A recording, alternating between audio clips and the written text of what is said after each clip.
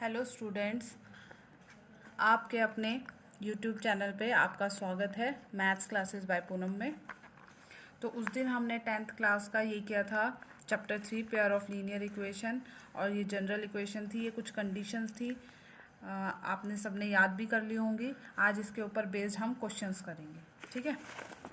तो देखिए क्वेश्चंस किस तरह से करेंगे हम। हमारा जो पहला क्वेश्चन है उसमें क्या पूछा गया है कि find out the pair of linear equation intersect at a point are parallel और कोइंसिडेंट। मतलब अगर कोई दो पेयर, ये लीनियर पेयर इक्वेशन दे रखा है तो ये बताओ कि जो ये इनसे जो सॉल्यूशन आएगा, लाइन बनेंगी, वो कैसी बनेंगी। प्रतिच्छेदित रेखाएं बनेंगी, समांतर रेखाएं बनेंगी या संपाती रेखाएं बनेंगी, ठीक है। पैरेलल बनेंगी, इंटरसेक्ट बनेंगी या कोइंसिडेंट। तो इसको निकालने का तरीका क्या है, हमें पहले वो कंडीशंस याद होनी चाहिए। तो सबसे पहले हम क्या करेंगे, जनरल इक्वेशन लिख लेंगे अपनी, a1x plus b1y plus c1 is equal to 0। ऐसे ही a2x plus b2y plus c2 is equal to 0, ठीक है। इसको लास्ट तक ज़रूर देखें, मैं लास्ट में इंपॉर्टेंट क्वेश्चन ज़रूर बताऊंगी कौन कौन से इस चैप्टर के इंपॉर्टेंट क्वेश्चन है और पेपर में आते हैं, ठीक है। आप इसको ज़रूर देखें। तो अब देखो यहाँ से हमारा जो x के साथ है वो a1 होता है, x के साथ क्या है हमारा a1, y के साथ हमारा b1 होता है, तो y के साथ हमारा यहाँ से b1 निकल जाएगा, और c1 जो होता है वो अकेला होता है, तो c1 हमारा ये हो गया, ठीक है। ऐसे ही x के साथ यहाँ पर a2 हो जाएगा, y के साथ b2 हो जाएगा, और ये जो अकेला है वो c2 हो जाएगा। तो सबकी वैल्यू पुट कर लो, a1 कितना है 9, a2 कितना है 18, ठीक है, b1 कितना है 3, b2 कितना है 6, c1 कितना है 12 और c2 कितना है 24। इस तरह से आपने सारी नोट डाउन कर ली। फिर कंडीशन कैसे लगाते हैं, इसको इसके नीचे लिख देंगे, इसको इसके नीचे और इसको इसके नीचे, ठीक है। तो a1 को a2 के a1 के नीचे a2 को लिख देंगे और इनकी वैल्यूज़ पुट कर देंगे।